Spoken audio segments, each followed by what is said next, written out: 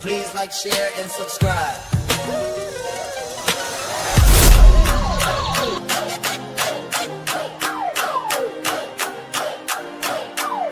Just wanted to say, if you came here, you are awesome, awesome, awesome, awesome, awesome, awesome, awesome, awesome,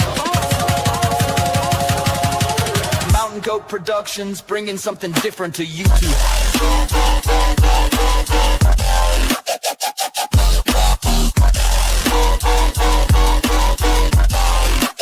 Make sure you tap back in.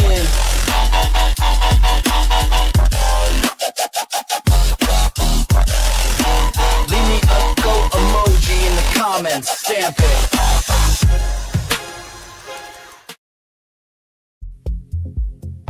All right, welcome everyone. We have got welcome Temper. Temper's on the panel. Is that music too loud? What's up, everyone? Y'all all right? Hey, Fluffy. What's up, Nick?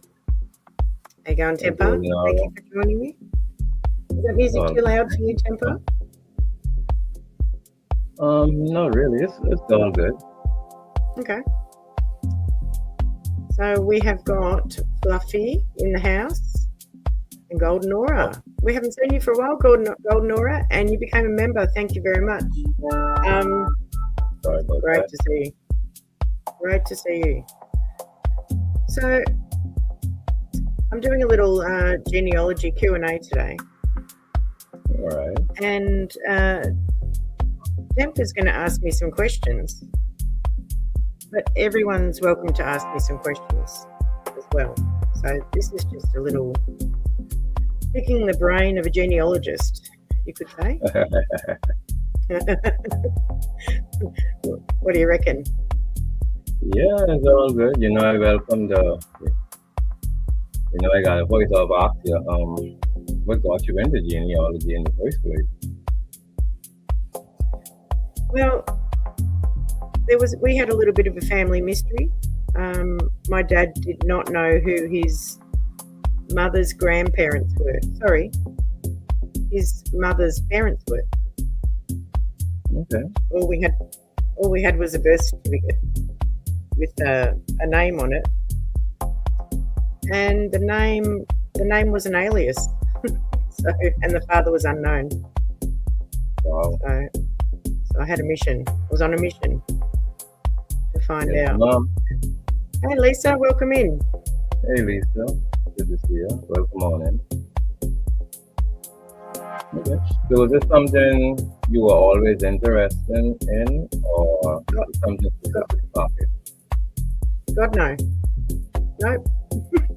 I was not always interested in it. My auntie was into it. She's still into it. And she used to tell me, she'd rattle off all of this stuff about who's who in our Irish heritage. And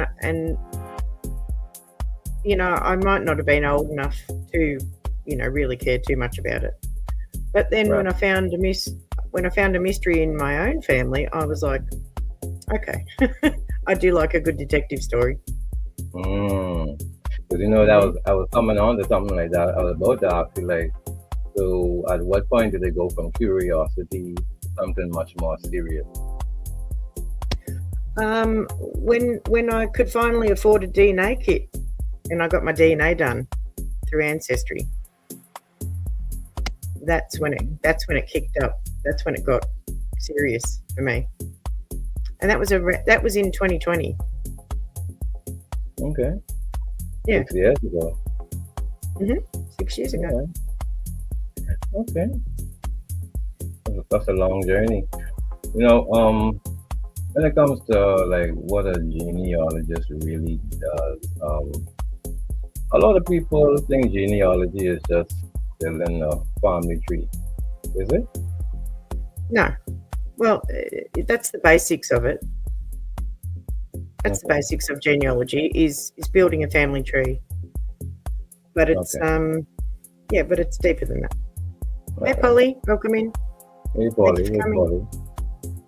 So, but at what point does a genealogist, I mean, not at what point, but what does a genealogist actually do day to day? A genealogist researches, family history, Okay. and also, depending on what type of genealogist you're talking about, if you're a genetic genealogist, you are looking at the DNA data and your DNA matches, or someone else's DNA matches if you're working for someone else. Okay. So is it more like history or more like detective work? It depends on the task at hand, Okay. whatever you've been asked to do. If you're doing it for yourself, it's all of those things. Alright. Yeah, it just depends. If somebody's a client, it depends on what they want you to do as well. Okay. So when it comes to specific jobs you may have to do, what tools are you actually using behind the scenes? Is it ancestry or is there more to it? Well, it depends on where you live. So if I lived in Utah in the US, I could go and use all of the resources with the LDS, right? Okay. They have got a massive database of information on people from all over the world. But I don't live in the US, so I can access those records online. Okay. Yeah, So yeah, they're just basically a lot of tools that a genealogist dispose of when it comes to um, researching information. yeah. So Ancestry and MyHeritage and Family Search and maybe other ones that I can't think of right now. These are all online resources that anyone can use. Okay. But you have to, with Ancestry, you have to pay for a membership to access all the records, and there's different tiers of membership with them. So Okay. I see Golden Aura has a very interesting statement. He said, my auntie lived in the US and she done all of this. She got most of yep, her information from the yeah, Mormon Church in Utah. yeah, that's the LDS Church. Okay. Yep, they've got a massive database. Even Fluffy Yep. said she's done genealogy on her family. Yep, and Polly's saying she studied Genetics yep, in college. genetics in college. Yep, that's Okay. awesome. That's awesome. That's fantastic. Let's talk a little bit different. Let me talk a little bit about DNA though. So how does DNA actually help you solve family mysteries? Well, DNA, when you get your DNA done through the big four companies, you are matched with people who you are genetically related to. Okay. And when you delve into the matches and you've got a little bit of knowledge about your family history, that usually helps. You get to see very distinct ancestral lines. So, you've got two parents, four grandparents, so on and so forth. So all of these lines of matches are there, staring you in the face. Yeah, because seeing that you mentioned in these shared matches and clusters before, right? Can you break that down for us a little bit? Simplify it for us. Yeah, maybe I can show a little video. Just give me 1 second. Hey, Andy. How you doing? Welcome. Let me see if I can get this video file up. If I can even find it. And I'll show you, I'll give you a visual of what DNA clusters look like. Yeah, that'll be nice. Yeah, just give me 1 second.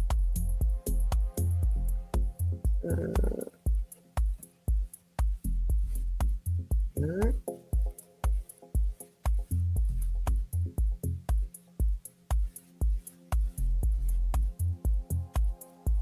Gee, I wish I could remember what it was called.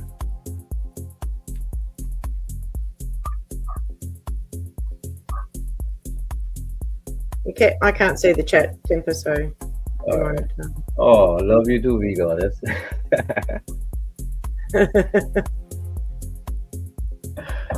uh, yeah, I find all this DNA work. I find this, genealogy and the whole pursuit of it. I find it to be very interesting. Very, very interesting. It is very interesting. Yeah, it's so many things to uncover.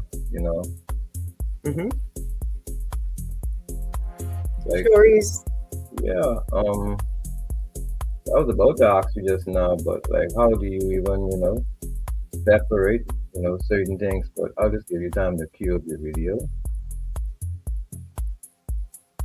Thank you. No pressure. Oh, here it is. I'll just check. I'll check it. Oh, I can't check it first. Oh yeah. All right. Here we go. So this is from My Heritage, and this is what can be done automatically to show you distinct ancestral lines, right? From both. It depends on what side of the family. This one actually shows both parents, right? So these are your grandparent lines, your great grandparent lines, and I'll put it up here.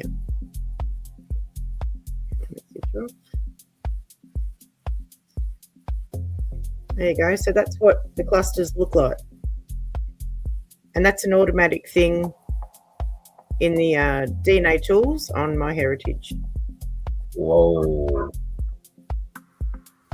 It takes the hard work out of doing it for you, but then you have to see, who those DNA matches are, and then put them into a group and find out who the common ancestor is. So all of those different squares are a different common ancestor. That's what that's all about. Congratulations, Fluffy, for being a member for 2 months. So, hang on. Where's all you mean to tell me all of those right there are the clusters you have to literally put together yourself? Wow. Well, no, yes, you have to do it yourself. You have to put those DNA matches into groups if you want to, if you're interested in it, Okay. Wow. Oh, So how do you even separate these clusters and maternal lines? well, it helps if you know who your mother is and your father is, and know a couple of relatives. That will help you. So in a scenario like that, is DNA ever misleading, or is it always reliable? It's 100% reliable. All right. 100% reliable. Okay. So if you were given a case where someone doesn't know one of their parents, where would you even start? Well, it helps if you know one. That's really helpful, because then you can group all of those people together, and those people will not match the other matches because they're from your maternal line. So what's the very first thing you look for? How about I tell you what I did? Okay. It might be easier. Mm-hmm. So it was a bit easier for me. My auntie had already done her DNA. So everyone that was matched to her and me, I knew that they were on my mother's side. Okay. So I spent 3 days. Three days, Temper, grouping all of those people and assigning them to a group so that I could go and find the mystery. My father's maternal parents. I knew who his paternal line was, so I grouped all of them. All of that took me 3 days. Hey, and then I was left with two distinct, separate lines of ancestors who did not match each other. They didn't match my mother's side. They didn't match my father's side. So I knew I'd found these two mystery lines, right? You knew you were on the right track. I did, but I did not know out of those two lines which was the maternal grandfather and which was the maternal grandmother, right? Because on the birth certificate there was an alias, right? Wow. Yeah.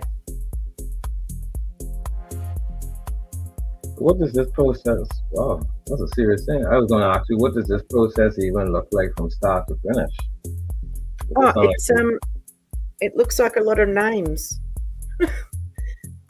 So I have got. Let me give you the headache of what I was dealing with. So I currently have about I think it's 35,600 DNA matches. Wow. Yeah. That's a lot. That's a lot of names. Yeah. Thank you, Fluffy. Just putting your membership of 2 months up. Congratulations. Thank you very much. See, Golden Aura said, I don't know anything about my mother's family. What advice did you give to Golden? Hang on, I'm catching up. Hey, Pretty Heart, thank you. Thank you for popping in. Diamond, hey Darcy. Thanks for sliding through. I only know my dad's family came from Ireland.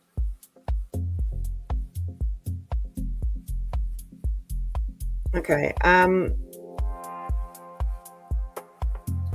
So I don't know if you've done your DNA, Golden Aura, but that'd be where I would start. And if you did your DNA and your dad's family's from Ireland, you'll have as many DNA matches as me, because everyone in Ireland has done a DNA test. Not everyone, but well, it's a big thing over there. Okay. But yeah, that's where I'd start. If you don't know, then if you've got nothing to go on, the DNA will get you the answers. Yeah, family trees and timelines and lineage is so important on my side of the world as well. Very important. Family trees and the structure of it. Yeah, it's very important, because sometimes there's land and property hanging in the balance, and the children of such said people, when they come in, they get to find out that, hey, it's not so and so, they're not really connected, they're not related. Yeah. Knowing these family trees is so important because I know a friend of mine, he has a grand uncle, that was adopted. And at the end of the day, his children really couldn't get none of the property, and he wasn't able to get any of the property as well because he isn't related biologically. And that was a shocker to hear this like 30, 40 years later. I bet. Yeah. I bet. So it's really important because, people have already started spending money, going to court, this and that, all to find out that, it didn't make no sense going, because had they done the DNA work, trace the family tree, they would have seen that, he was adopted and not a part of the legal family. Yeah. Look at Vampy's question. Nick, will you ever lead a hot yoga to activate our DNA? No. Have you ever tried hot yoga? No, thank you. I don't know what's going to activate your DNA. You being born activates your DNA.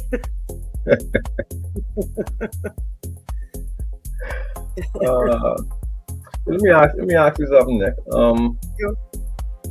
What happens when DNA reveals some something people weren't like really expecting to find out. What happens then?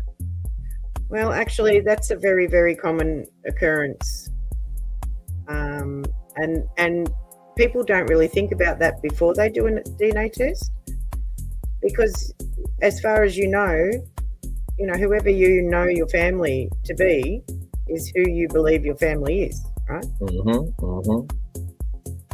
So, it's called an MPE. There can be a non-parent event discovered when you do your DNA, and it, a lot of people just do their DNA, get a DNA test done to look at their ethnicity, and they don't expect surprises, but there's quite often surprises. It might not be at the parent level. It could be at the grandparent level. It could be at the great-grandparent level or the great-great-grandparent level, and I've worked on one of those cases.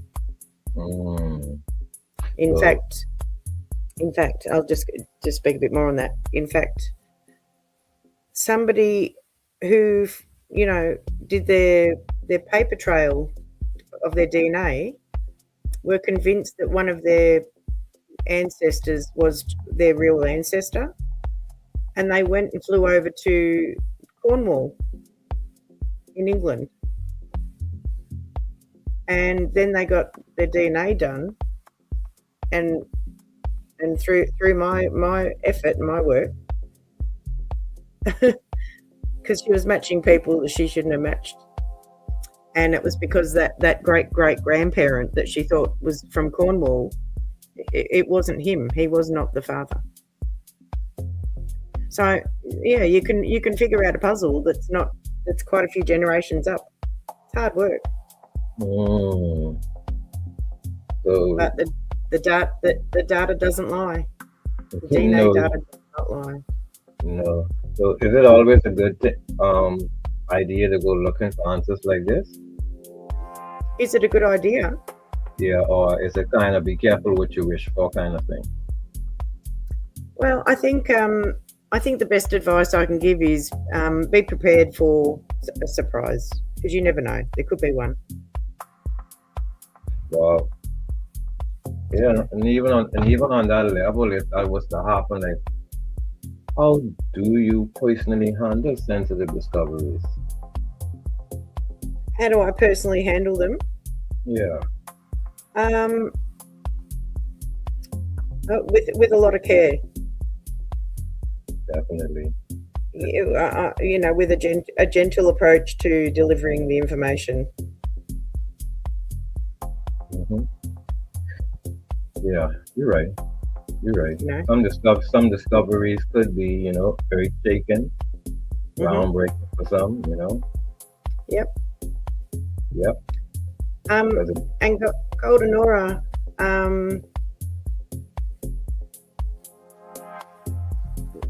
they came from. You haven't done a DNA test, but they came from County Mayo. They had a big farmhouse and acres of land. They were wealthy. This is on the Irish side. Okay. Yeah. Go down to more comments. As far as I know, they are. Look, this is my advice that I tell people if they're considering getting their DNA done. So I would advise them to get an ancestry test done first, because you can download that DNA data from Ancestry and upload it to other platforms. Although I think My Heritage has stopped doing that now. But you can upload your DNA data to Family Tree DNA from Ancestry, but you cannot upload anything from any other place to Ancestry. Yeah, I mean, yeah, that's all I got there. My great-grandmother was banished from the family because she married a farmhand. Wow, yeah, and this happens, and these are the stories that are a little bit hard to follow, on a paper trail.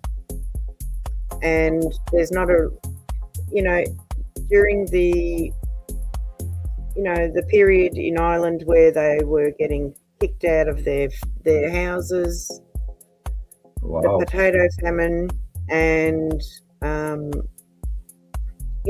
were records were getting burnt in fires in churches.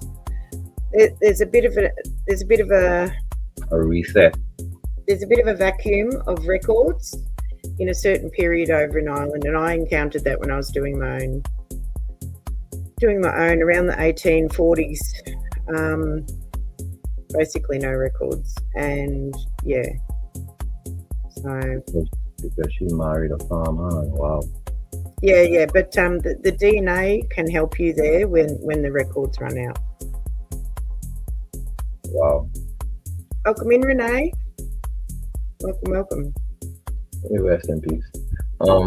Yeah, I think that's the reason why people care so much about where they come from, that gap, that timeline is missing. And it's fascinating. I didn't know how much I would enjoy it once I got into it. Mhm. And it took me on a whole learning, curve. I had to learn about a lot of places in Ireland that I didn't know about. I had to learn about what was going on at the time. You can look at land title deeds and stuff like that, Okay. and look for the names. And yeah, there's so many resources out there. Yeah, because I was about to ask you in a case like Olenora, like what are the 3 steps someone should take when starting their family research? What was the start of that question? What are the first 3 steps someone should take when starting their family research?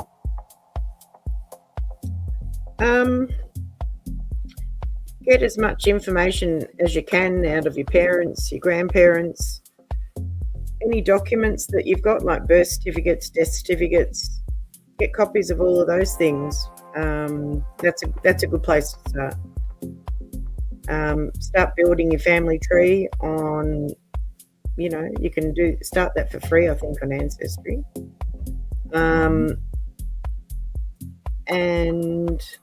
And go from there. I mean, you don't have to do your DNA. You can do it just solely on, the paper trail and see where that leads you. But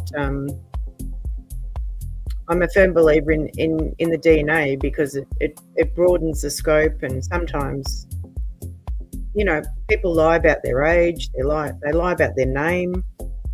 Back in the day, men were making themselves older or younger, depending on what was going on at the time. People were lying about their age to get married, all sorts of things. Yep. So in a nutshell, can genealogy truly restore your identity? I think so. I think it can. It depends on what it means to the individual person. I mean, some people don't care. They don't want to know. Like, even your other genealogy is a funny thing, right?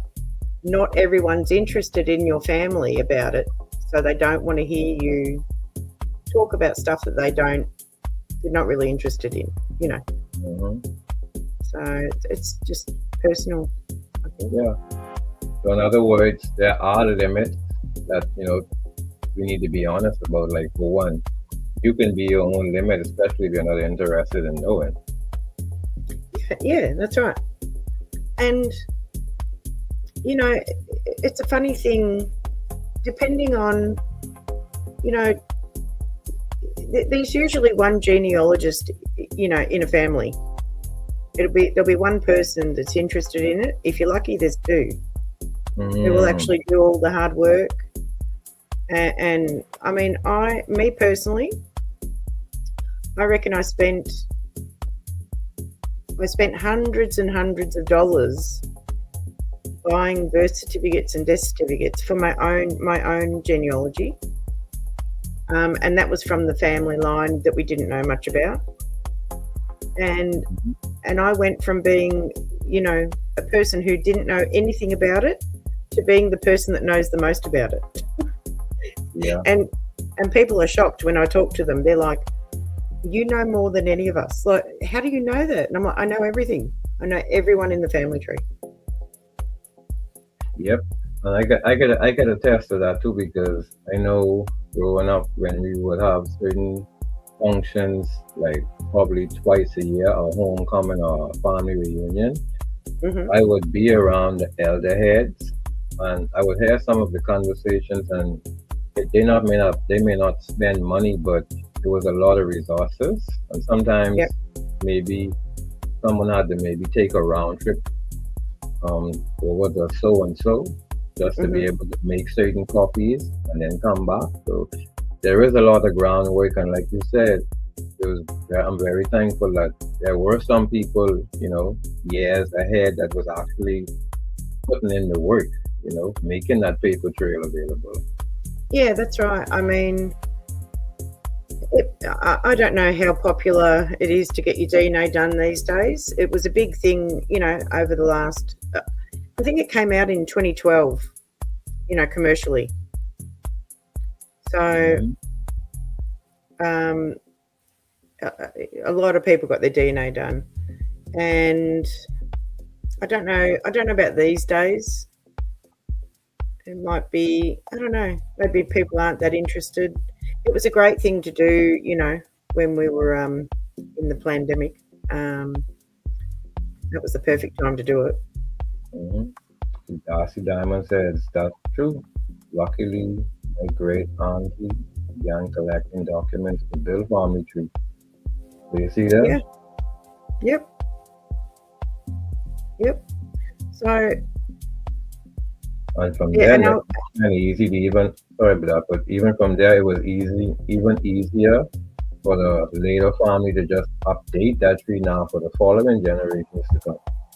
yeah, that's right. So I've done all the hard work for my dad's side of the family. My auntie did all the hard work for my mum's side of the family, right?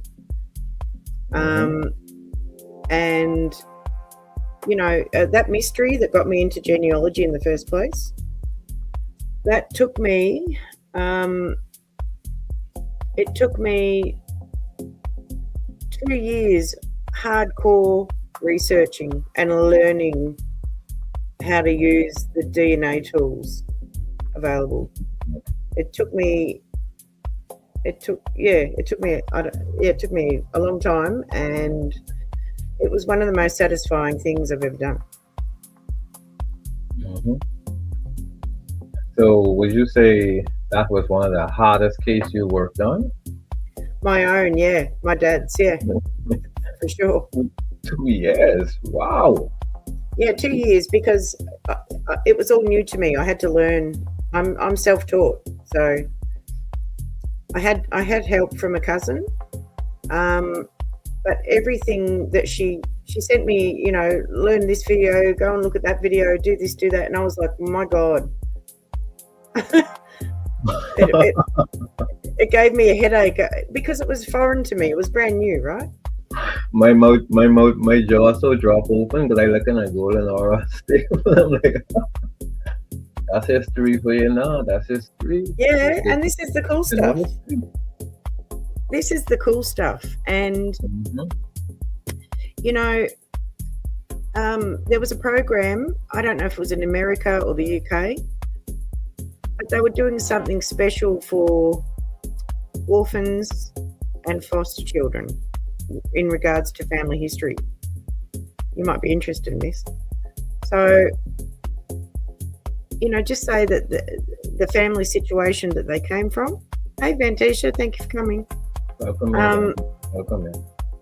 You know, their family situation might have been terrible, and what these genealogists were doing is they would go and look into the family history of the kids, and they would find them a positive role model that they're related to and talk to them about that person, to show them that just because, whoever your mum, your father, your immediate family, just because, they're the type of people that they are, that doesn't mean that everyone that you're related to or all of the people that made you who you are, you know, all of your ancestors, it doesn't mean everyone's bad.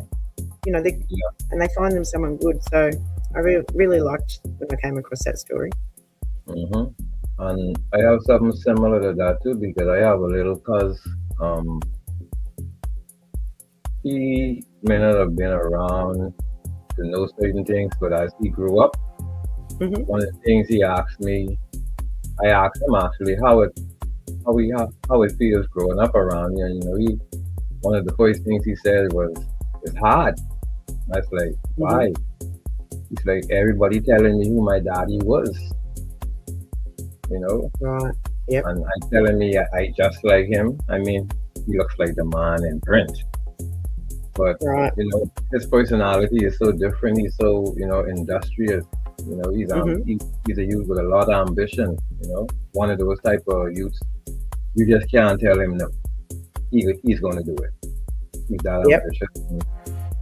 He doesn't know certain things, but it discourages him in a way too. Everyone's telling him, you just like the daddy. You could be like him. You're done looking like him. You're walking like him. So yeah, I understand what you're saying on that level. So for him to know now, he's bound to be more than what people are literally saying about him. Yeah, that would do plus for his personality. Yeah.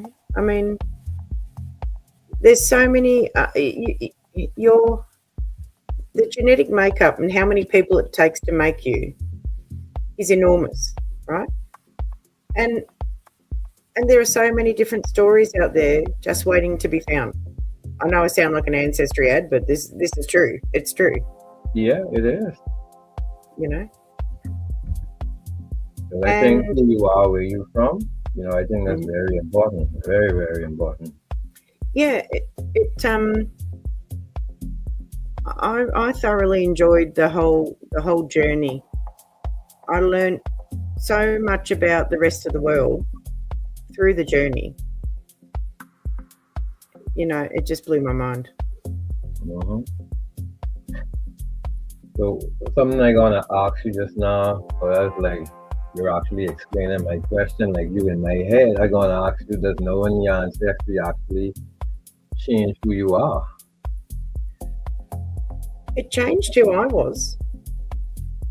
It made me feel more whole. And I didn't know that I didn't feel whole, but I definitely felt complete when I had, delved into it and did as much work. You wouldn't believe the amount of work that I did. If you knew the amount of hours I spent doing this,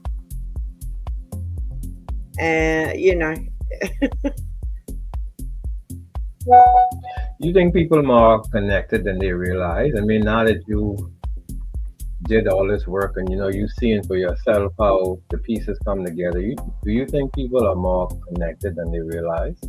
Absolutely.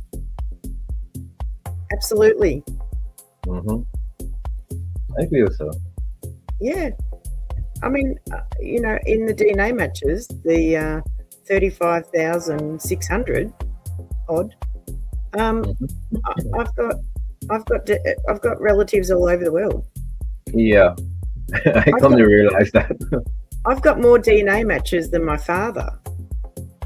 My father's only got 17,000. I've got 35,000. Because he's older, right? And most of my mother's side they're from Ireland, Scotland. Well, you see how far I got all kind of royalty in my family. You seen that part, but yeah. In some cases, even when I travel, I would find myself talking to someone, or we would have a friendly chit chat.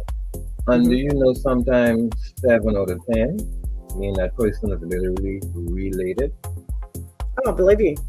Yeah, 7 out of 10 mean that person is related. Just as we start calling certain names or mentioning certain places growing up, you're like, hold on, you was so and so from so and so. I'd be like, yeah, and they would be like, hold on, you remember them children used to come down the road? And they'd be like, that's you. Yeah, that'll be like whoa, things like that. But yeah, that's how important it is to just know who is who, and when it comes to feeling connected, that's like feels Well, like a that's boost to me to know that I'm connected to someone I just met. so that's you just hit the nail on the head. When you get your DNA done, you suddenly realize that you are one of thousands of people, living people that you're related to. Mm-hmm. And your DNA matches how it is set up at the moment. It only can connect you so far back, like 7 generations or so. Love people.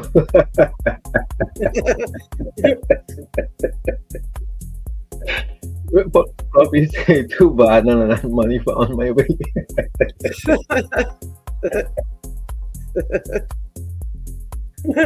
Yeah. That's one of the good businesses to be in. There's always business in a funeral home. Always. Wow. Randomly on my family, I'm going to farm funeral home in the past. Yep. There's a lot of wealth tied up in these families. When you look at, when you start lining up the timeline, and you'd be like, wow. Mm-hmm.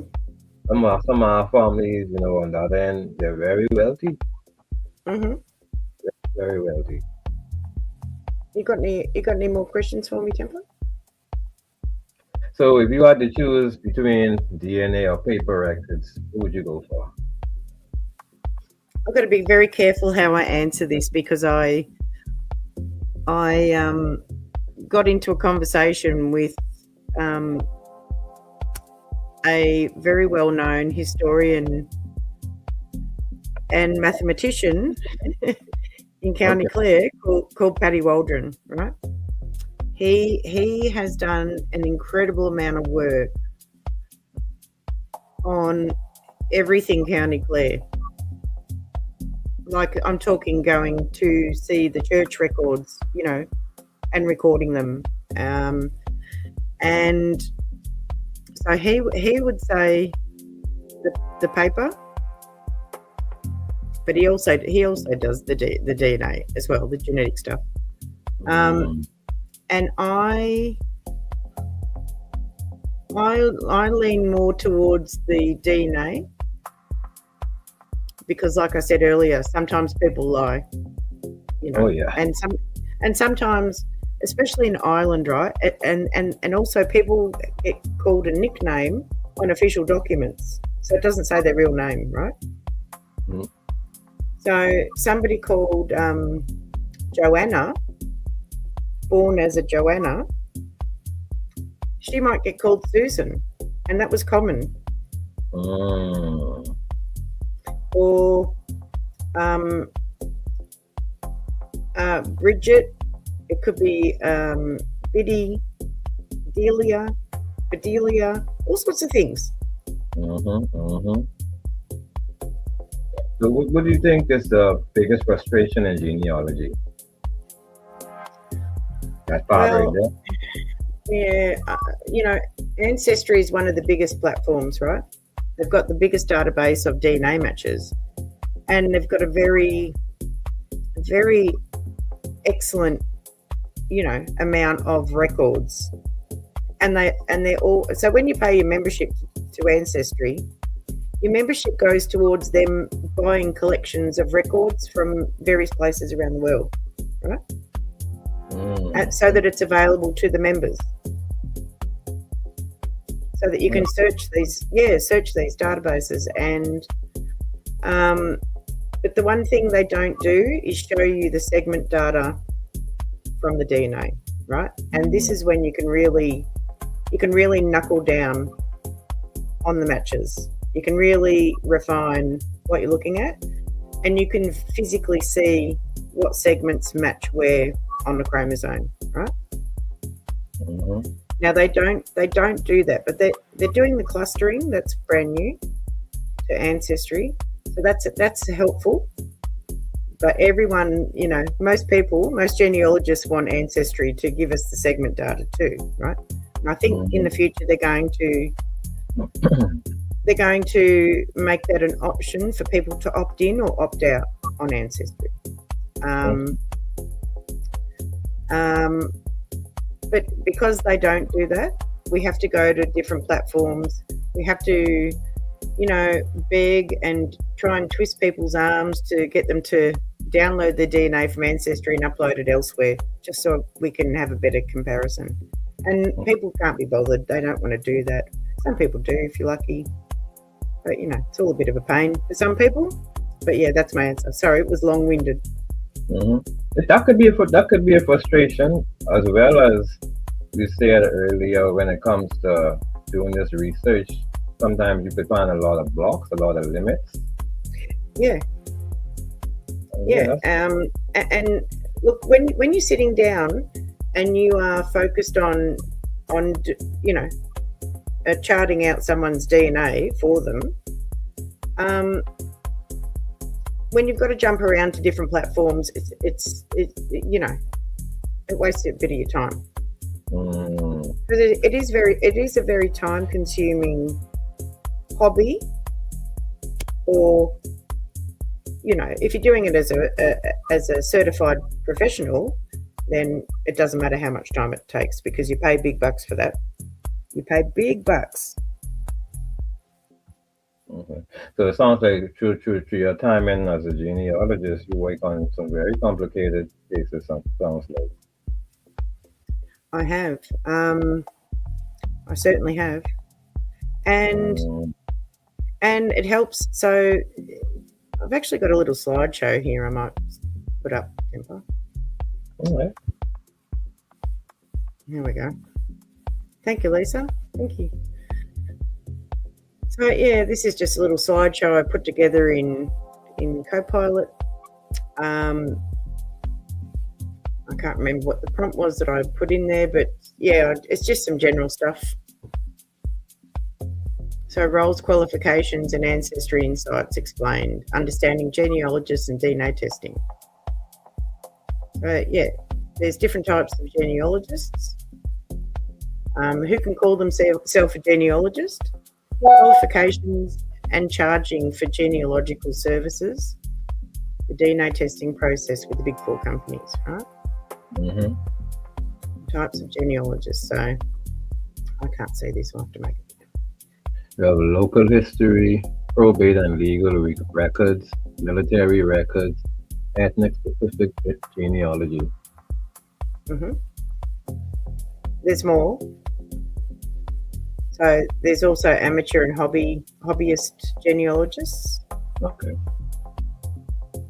And this group here is in the majority. And this is part of the group I'm part of, right? Okay. Yeah, so there's lots of community support out there for people that are learning how to do genealogy, right? The amount of online resources for you to learn how to do it is astronomical. And that's what my genealogy channel is for, right? It's to lead people to the tools. Yeah. Right? That's this conversation alone. I learning so much, because basically, like you just said, academic, hobbyist, genealogist, it's just about having the time. It's a very time. Yeah, just investing the time. Yeah, it's an incredibly time-consuming thing. And for me personally, I get hyper-focused on it when I'm doing it. I get hyper-focused on it. I dream about it. I can't stop thinking about it. And I get very familiar with all the names in whatever I'm working on. So you really have to pay a lot of attention to detail. You have to have a good memory, and you have to cross-reference, what you're looking at. This genealogy is not based on guesswork. It's based purely on facts and what you can prove. Thanks for the super. But yeah, if you, I mean, going through all of that, you must have some most satisfying moments there. Oh yeah, yeah. Okay, so what do you feel is though one of the biggest mistakes beginners make? Um, not grouping the people who they know are in certain family lines. Not spending a little bit of time putting those people into groups, Mm, because it's just you just click a button and you create a group, and then you add that person to the group, right? And start whoever they're separate. related to. Start separate. This is where you start separating. Yeah, you separate, because you've got these different lines of people, but you'll also be related to your great grandparent lines as well. So the amount of groups you can create is quite large on Ancestry and on Okay. my heritage as well. Yeah, Okay. it makes it easier. Mm, All right, I'm going to read this out. So the last slide was who can call themselves a genealogist, right? mm-hmm. So defining genealogist. The term genealogist broadly refers to anyone who studies or compiles family histories and lineages, regardless of formal training or certification. In common usage, it can describe hobbyists, community historians, and professionals alike. Right? Okay. The American Historical Association and Genealogical Societies note that without a standardized legal definition, self-identification is widespread and often Mm, reflects passion or experience more than credentials. Surveys suggest that millions worldwide, millions, did you hear that? Millions. yeah. Millions worldwide consider themselves genealogists in some capacity, Yeah. right?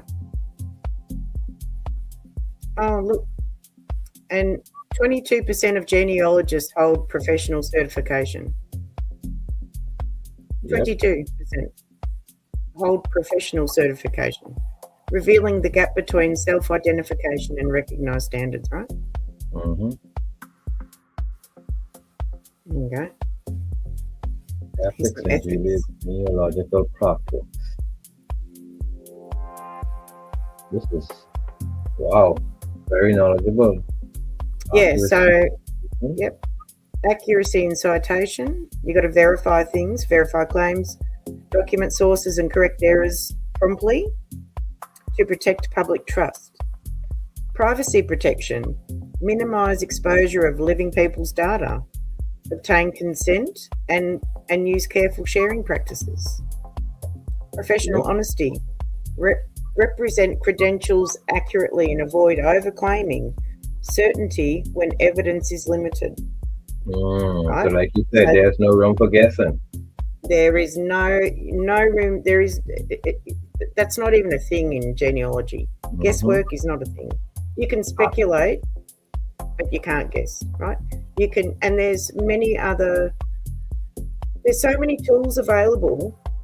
For instance, DNA Painter.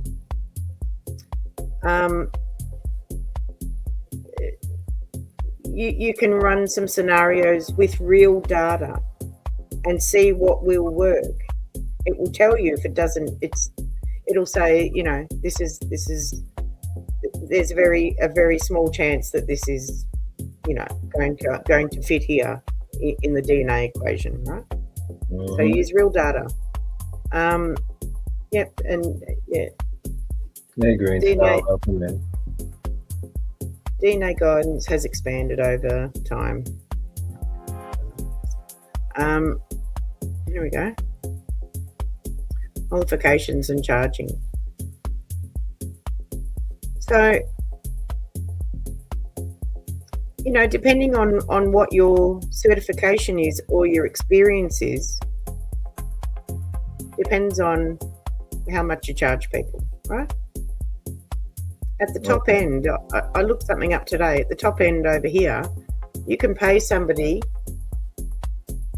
$3,500 to get both sides of your family done and build a family tree. Mm-hmm.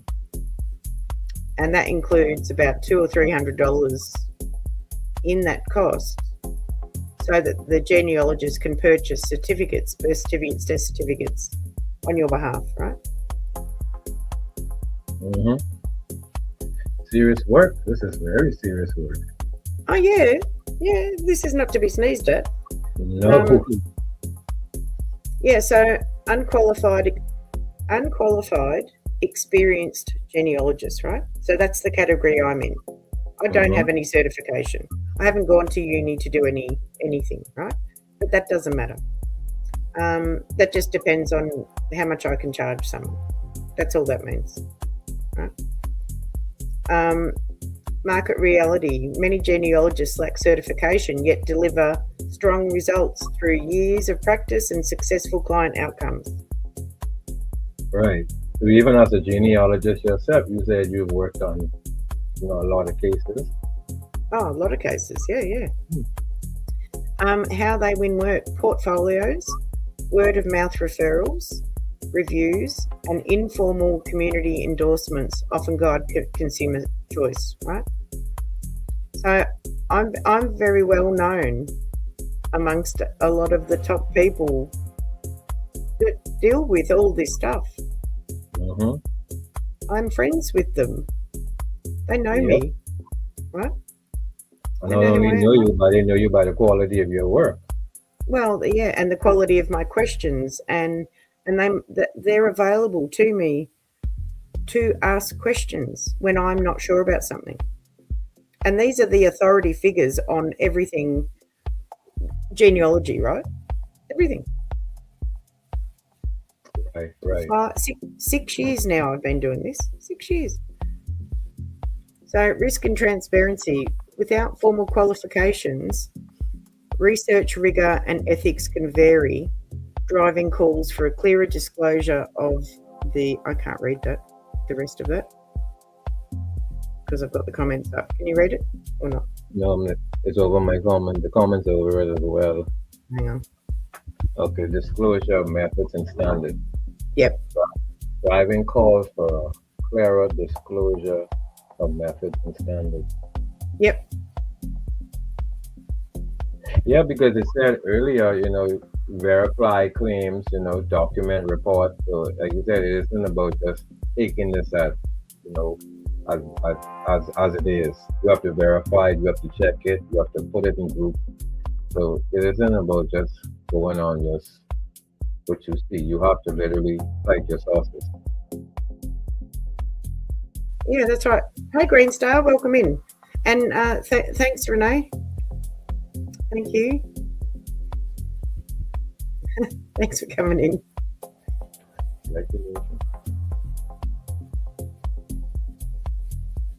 Wow. I might take the comments off the screen. They're in the way of the thing. Yeah, so you can make good money doing it, but it requires a big commitment, right? A huge commitment. And I did that really like hardcore for 5 years before I hit YouTube. Okay. I was ready for a little break. Yeah, this work. This is a lot of brain work. It's an awful lot of brain work. Yep. Yeah. Yep. So, yeah, the DNA testing process, right? Let me make this bigger. So, yeah, leading consumer DNA testing platforms. Four market leaders account for 90% of global tests. So, Ancestry DNA, largest user base, 18 million plus. So there's 18 million plus DNA tests where 18 million people plus have done a test with Ancestry. 18 million. Wow. 23andMe, 12 million plus. Right. MyHeritage is popular in Europe, and it's got niche population matching, global genealogical focus, right? So both Ancestry and 23andMe, Ancestry and MyHeritage, they'll give you your ethnicity estimate. Now, this is not set in concrete, and the numbers can fluctuate and change as they get a bigger base, to test against. Yeah, I understand. And you get, and your ethnicity is not from your current wherever you live or wherever you were born. This is going back 500 years. That's what your ethnicity, that's what they're telling you, right? That's how cool this is. So on a professional standpoint, right? Mm-hmm. If I want to start my DNA, whatever, my work, I have to come to these. I have to basically come to these 4 sites to see if any of my family has actually done some ancestry DNA or have done any. Well, no, DNA. all four of the things on the screen, these are separate companies, and you would do a separate test, right? And that costs money. This is not free. You have to buy a kit. Right. And so if you look at it, Ancestry DNA has got the largest user base, right? So that's the one that I tell people to go to first.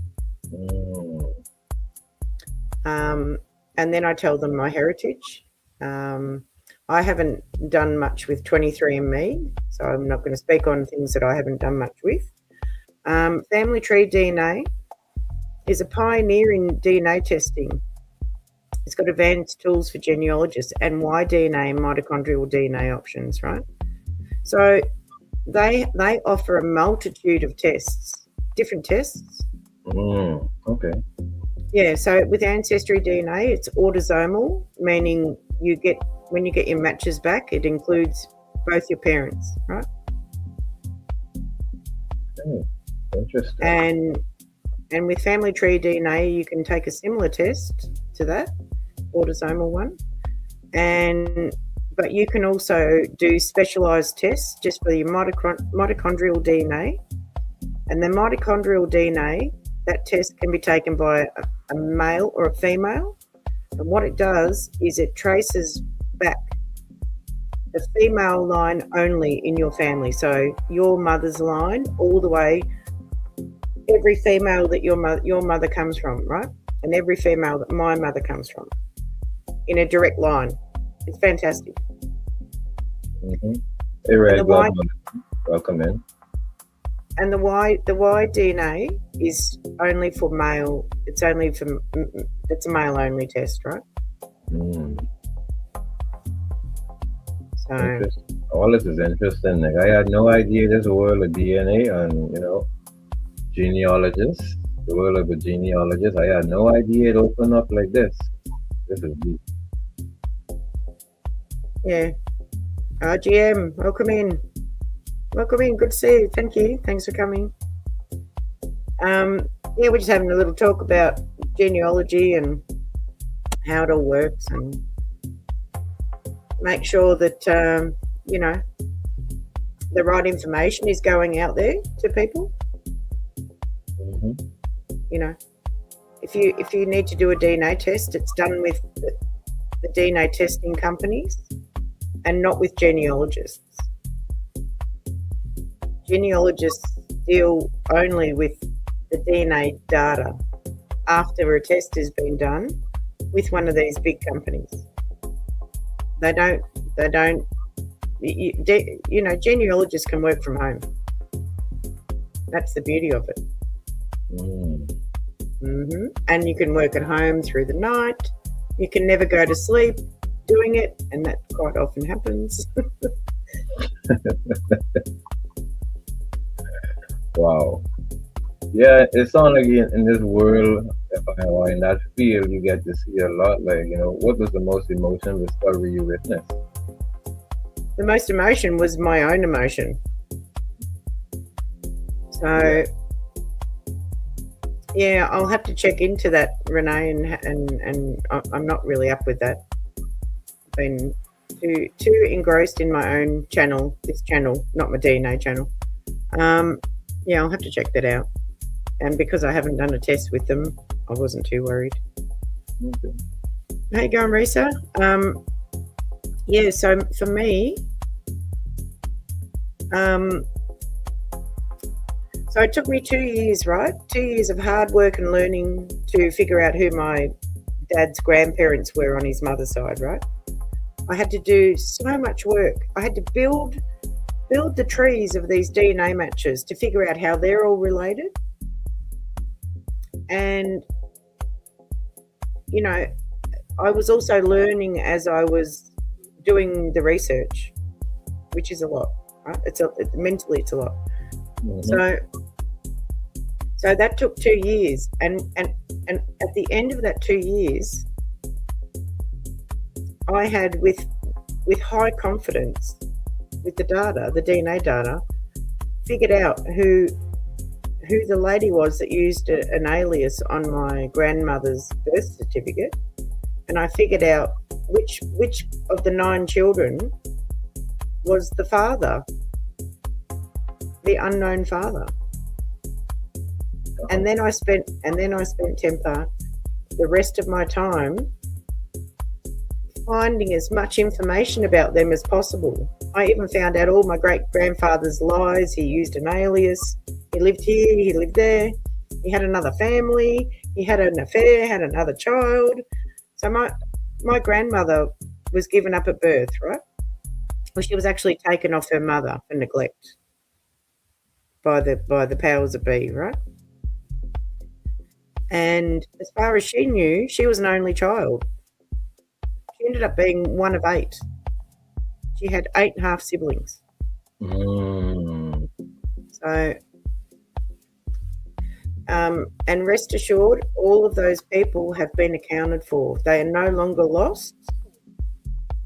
They are no longer not connected.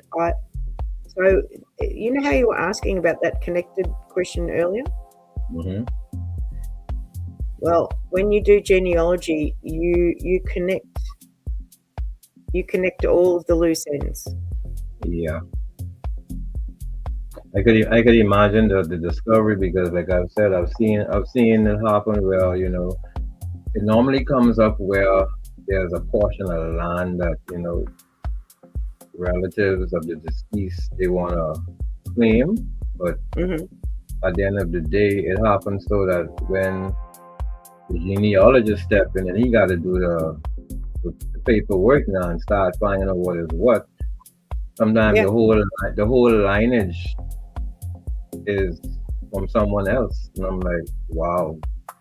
It's just like you said, the granddad slept with this one. He never said this one, but he brought the child in and never said nothing, and it just went like that. And thinking that was one of the children. Now his children or her children, they want to get some of the stuff that that's due for them, but they can't, because now here it is. Or even by blood. Yeah. Oh, look, in America, and maybe I don't know about Australia, but I think in America, you can contest all sorts of things, like what you're talking about. And it's all a legal thing, but I'm not an expert on how things work in America. I'm Australian based, so Yeah. Do you know what Renee's talking about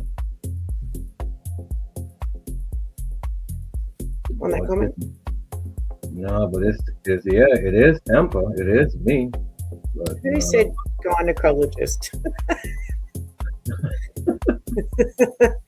You're in the wrong classroom. There it is. There we go.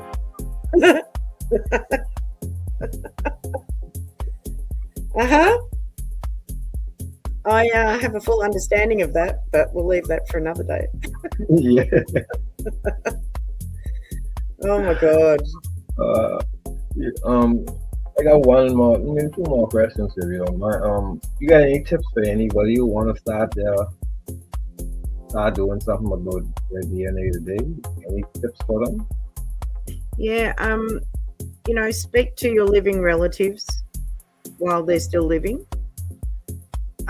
Interview people in your own family and record it on your phone, because that's actually really useful one day for when they're not here. You've actually got them telling their own story and everything that they know. That is such a valuable thing, and I'm telling you this too, Temper. To get an oral story from the person and it's recorded, and you've got their voice, you can actually attach all of that to their ancestry profile in your tree. Mm-hmm. And anyone, like when we're long and gone, as long as the internet is still around, people generations away from us can listen to one of their ancestors and hear their voice. I've seen that practice now starting to come into play, where people will start doing video records. Yep. Yeah, like some of these people are up in age, like 80s and close to their 90s, and they can still speak, and they're actually given voice records. Yeah, it's They can't write no more, so they only can speak. Yeah, look, there's some very interesting, like, there's an AI is coming in to help with genealogy, right? There are so many creative ways to document your family history and bring people to life who are no longer here and give them a voice as well, so that they can tell their own story. I actually did that myself for my great-grandfather. I forced him to tell us all the sordid details of what happened in his own words, from everything, so I had all this research and I didn't know what to do with it. And I like creative stuff. I'm like, I'm going to get this guy to tell his own story and tell us what happened. So I did. And I could feel his presence behind me every time I discovered one of his lies, Temper. I could feel him almost wanting to tap me on the shoulder and say, "Excuse me, young lady, what are you doing?" Get out of this interview. You found everything. Mm-hmm. Yeah, that's how it is be. That's how it is be. Yeah, there's years and years of secrets, though. Genealogy uncover a lot of secrets. Well, this is something I was talking to my auntie about recently, the one that does the family tree. And I said, do you think we're the last of the generation who's actually going to care about all this stuff? Like, is it becoming like, do people not really care about it? And if you think about it, we're actually in the prime for all of the records available, right? You can find so much going back. So you can't find a record on anyone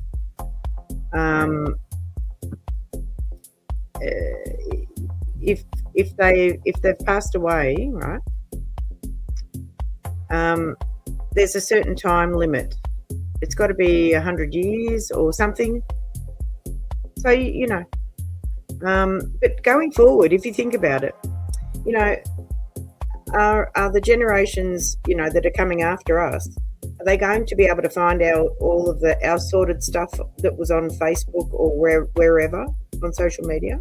Are they going to be able to find it? That's a good question. That's a serious question.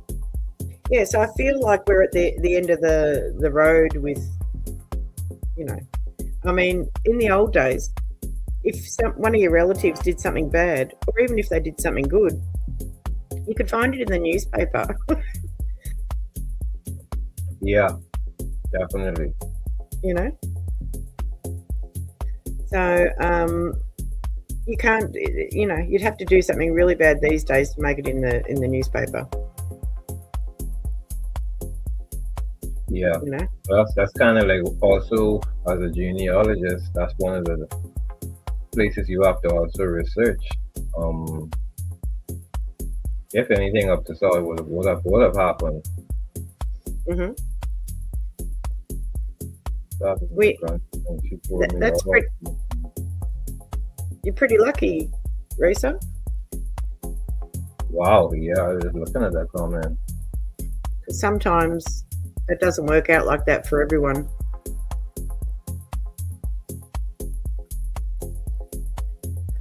Yeah. Yep. So yeah, on the screen is the DNA test process. You know, you order your kit. You don't order your kit from a genealogist. Let's just make that clear. You order your kit from one of the big 4 testing companies. You know, you collect the sample after you get the kit, which is usually saliva or cheek swab sample, and you register the kit online with the company who sent you the kit. You mail your sample off.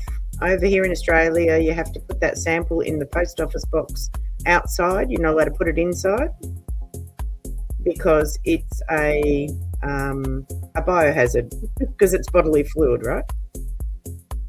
They send it off and then they process it, and it takes 4 to 6 weeks in a lab, in their labs, in one of the big 4 testing companies' labs, not the genealogists. They don't deal with spit. And then you know, when they're finished processing, you can access your results and view your ethnicity and your genetic matches, and an online health report. So those health reports, they're separate. They're by other companies. I guess you would go to them if you know that there's something medically and genetically in your family line. If you're going to have children or something like that. But Ancestry does not offer medical. MyHeritage does not offer medical. Family Tree, as far as I know, does not offer medical. So they're separate tests, separate companies.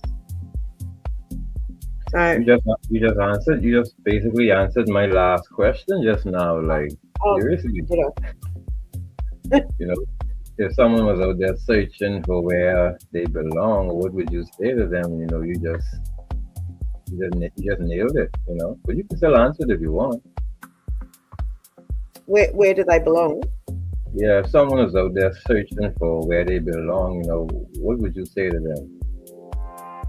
Searching for where they belong, well, I would say to them, if you really want to know, if you want to know the big picture that you belong to, get your DNA done. Right? I just want to read this on the screen too, Temper. Genealogists interpret DNA results. They do not perform laboratory testing. Licensed genetic testing companies handle sample processing with strict quality controls and privacy standards. I don't know how much more clearer I can make that statement. You? Well, you know, I love to read and I love to understand what I read, and that's self-explanatory. Genealogists interpret DNA results. They do not perform laboratory testing. You can't get no simpler than that. Licensed genetic testing companies handle sample processing with strict quality controls and privacy standards. I mean, your brain gotta be fried not to understand that. Yeah, it's got to be fried. Yeah, but you know, I'm here to teach what it's all about. genealogists are not scientists. They deal with the scientific data, but they don't perform the test. So they're only dealing with the data. So that still doesn't make them scientists, right? Hmm? They're just dealing with the data. They're just looking at numbers and names, you know. Yep. You answered every one of my questions, Nick. I thank you a lot. You explain a lot to me, open up my understanding on what a genealogist is. I appreciate the knowledge, the time, you know. Even the time you put in to learn this, to even be able to explain this to us. I appreciate that as well. Knowledge is power. Oh, look. The learning was astronomical. Mm-hmm. It was astronomical. You know,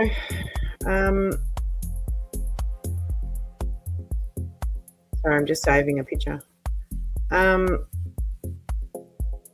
You know, one of the most famous genealogists out there is C.C. Brown.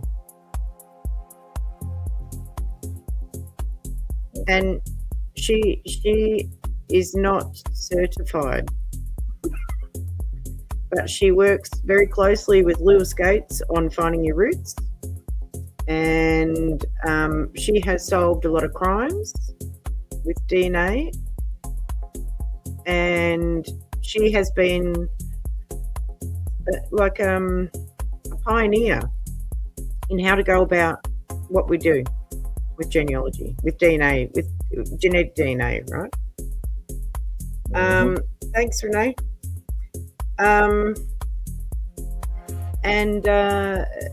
You know,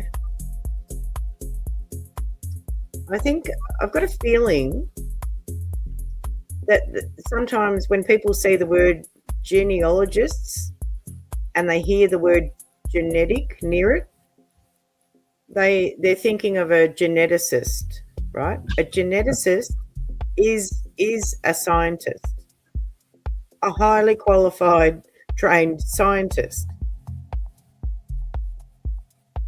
This is separate to a genealogist, right? Now, C.C. Brown is an investigative genetic genealogist. So a genetic genealogist is the person who looks at the DNA, the data. That makes you a genetic genealogist. That's it. It's just a word. It just differentiates. I've got a cousin who she's done her DNA, but she does not look at the DNA data. she's the paper lady. She's the historical one with the paperwork. Okay. So, you know.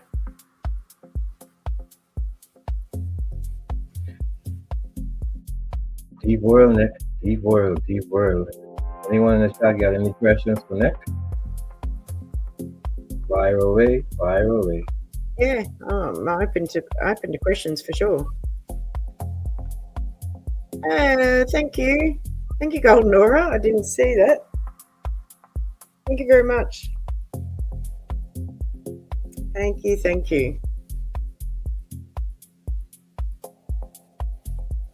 Yeah, just we see you all a lot. I've missed a few people coming in here.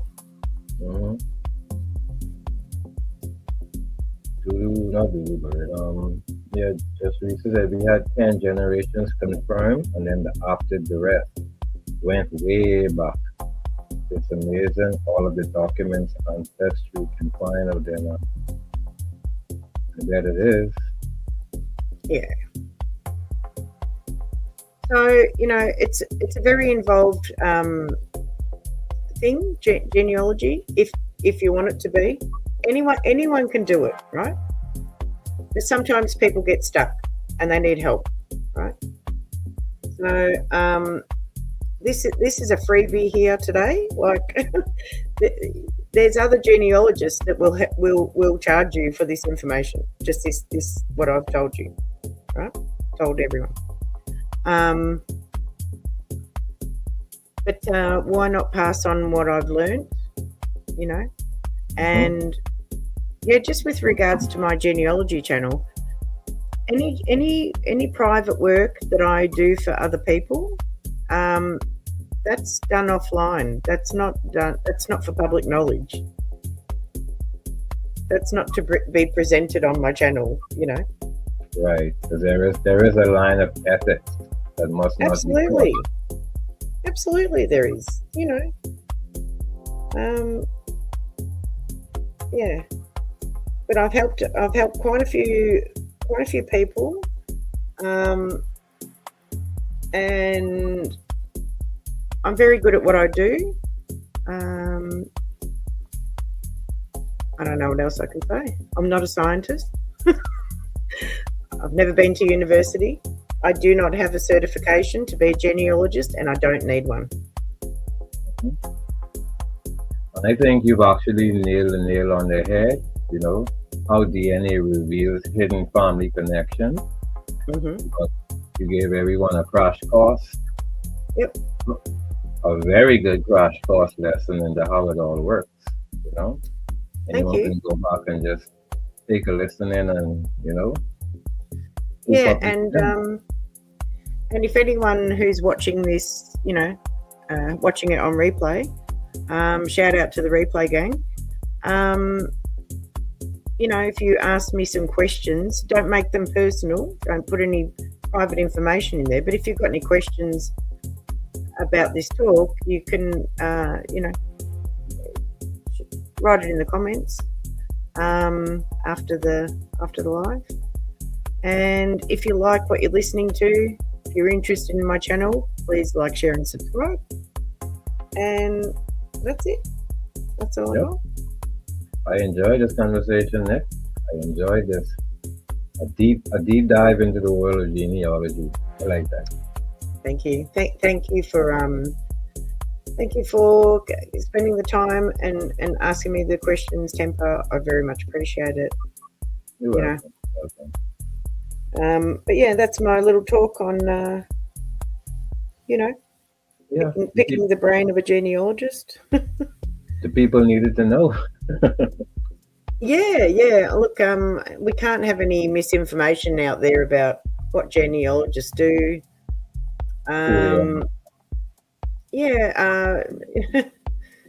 You know, there's different levels of it. It is a hobby. It's you know.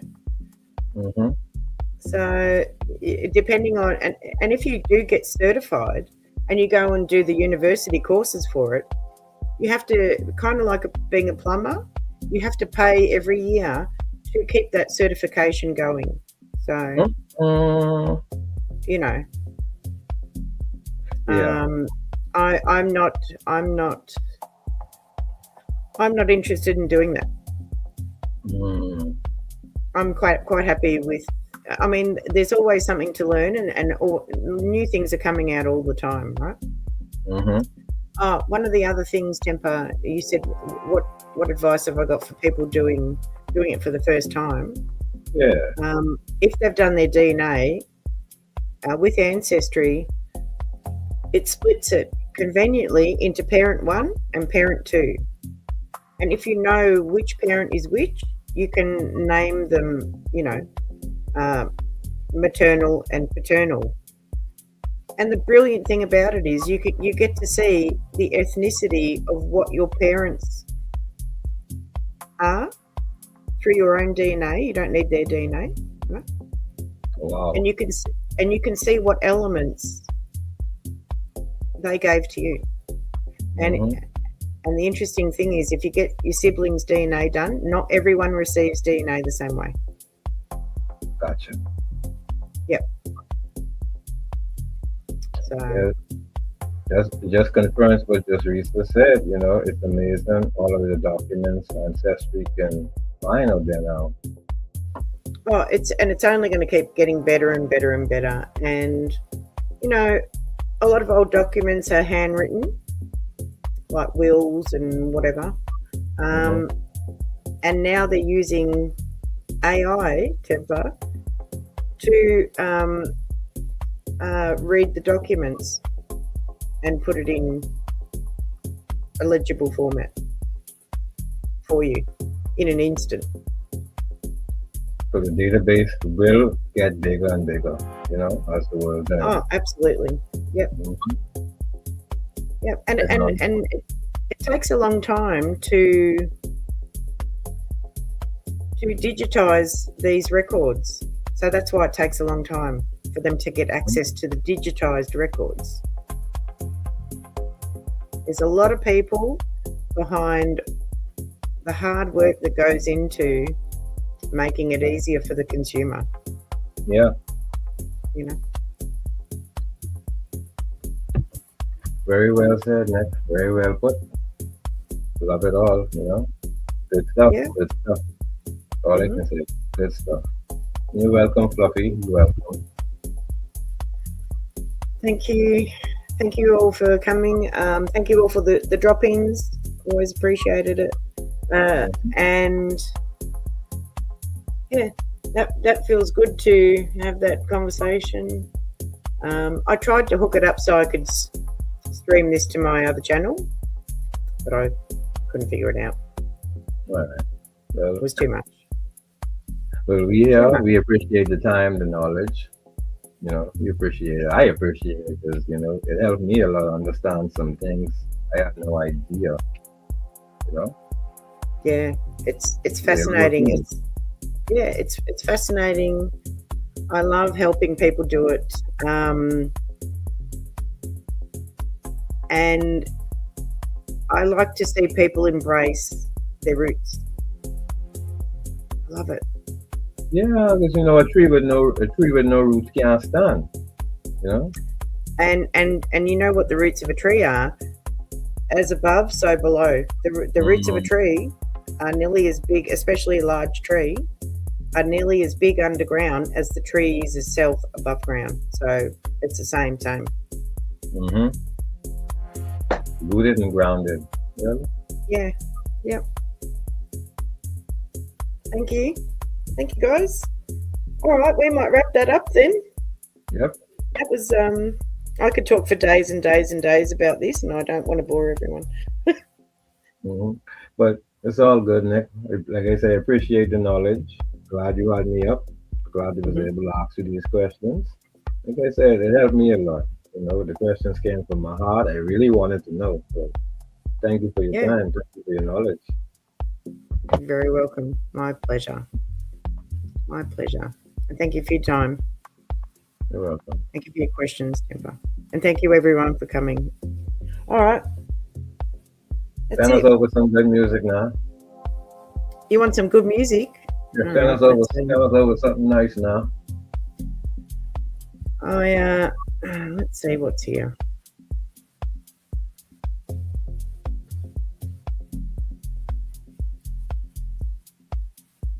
All right, how about this? This is an oldie.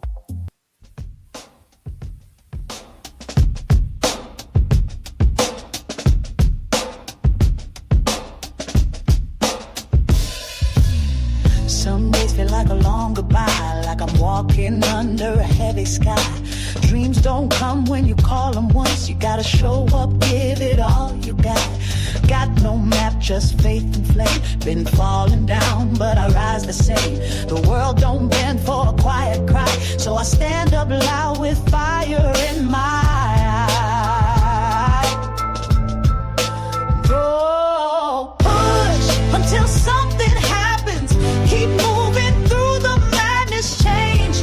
Don't come in silence. Gotta shake the ground, break the patterns. Push till the breakthrough's here. Through every doubt, through every fear. Keep on pushing, don't give up the fight. The darkest road still leads to light.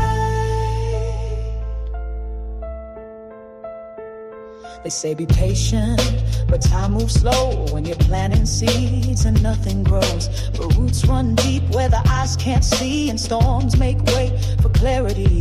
I've been knocked down, I've been ignored. I've screamed to a sky that said nothing before. But now I know it ain't in vain. Pressure makes diamonds from pain. Push until something happens. Keep moving through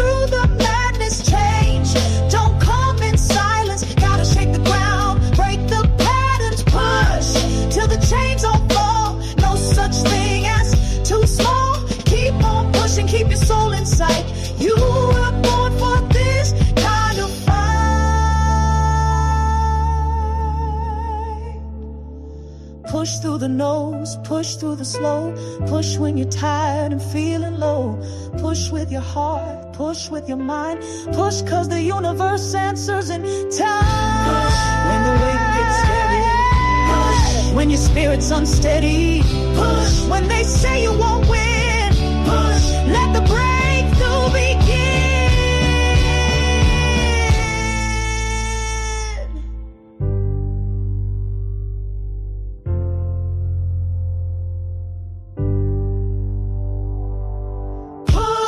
Until something happens, even when your soul feels flattened. Cry, scream, sing or pray, but push, baby, anyway. Push till the doors swing wide. You've got fire and truth inside. Keep pushing, push with grace. You're one breath away from a brand new place. Every miracle starts with motion. Push until something opens.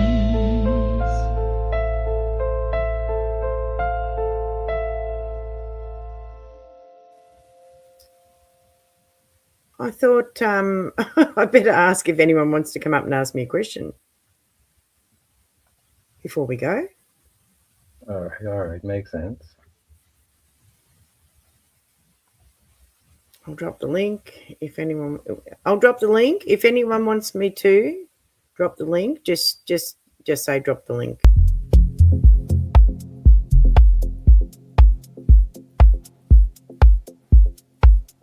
Or we can grab it. Because it is 4:37 a.m. And hey Jane. Green Star, I'm back again. Yvonne, always good to see you. Thank you.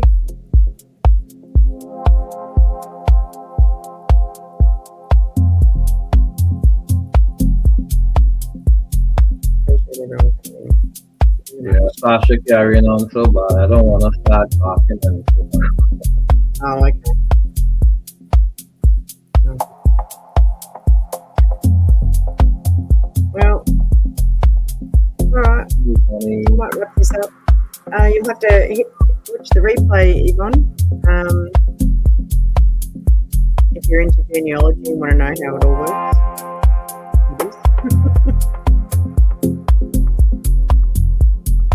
All right.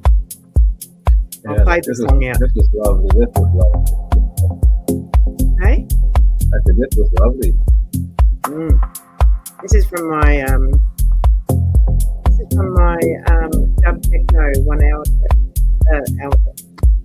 hour multi. Oh, good one. Yeah, that's Temper. I don't know why we can't see the names. Can't hear. What's the deal?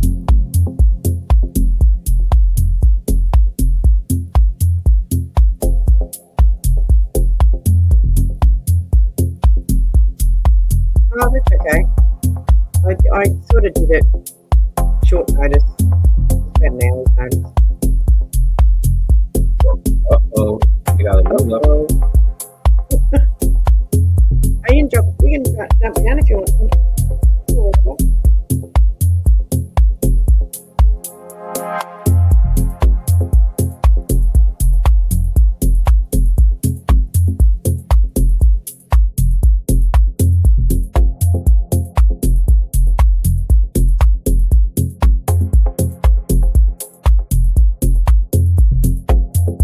Alright, I'll drop one down.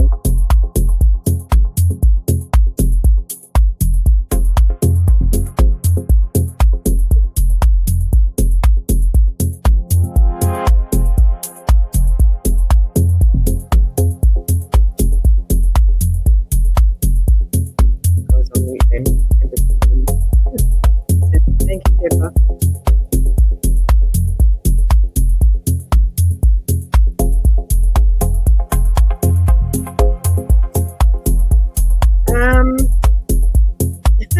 That's a good question, Yvonne. I don't know what's going on out there. Who's live and what's going on? What you mean, just with the music?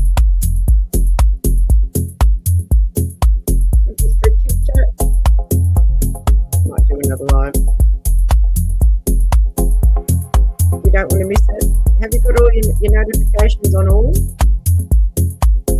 for my account? You should have got a notification for this one.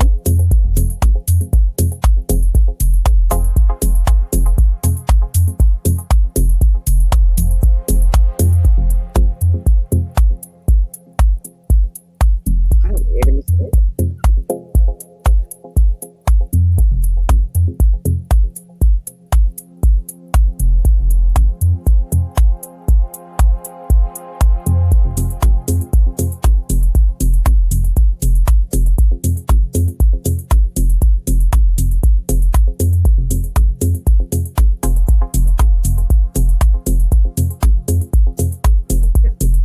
That's all right. No worries, Simpa.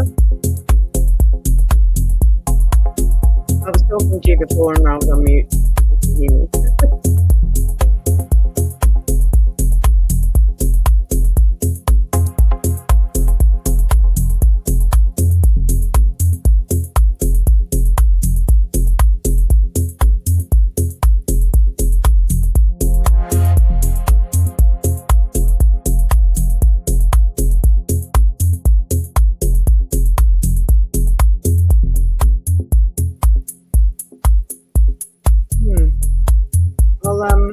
I'll suss out when I'm going to go live again, so that we're not talking about genealogy and it's just a general live.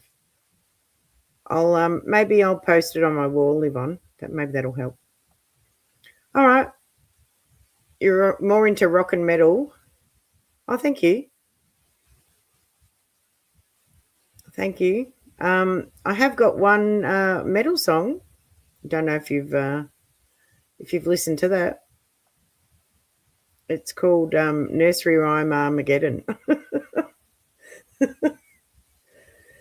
Yeah, look, yeah, rock. It's.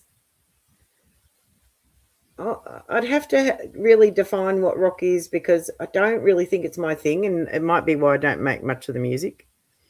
But you never know. You never know. You're like in a big city. All right, I'm going to wrap this up. I might strike up another live. Who knows when? Shouldn't be too far in between like it has been. I haven't been live for a while. All right, thank you everyone for coming. I'll catch you next time. I know you're not. I know. Yeah, Nursery Rhyme Armageddon. All right, thanks everyone. Bye for now.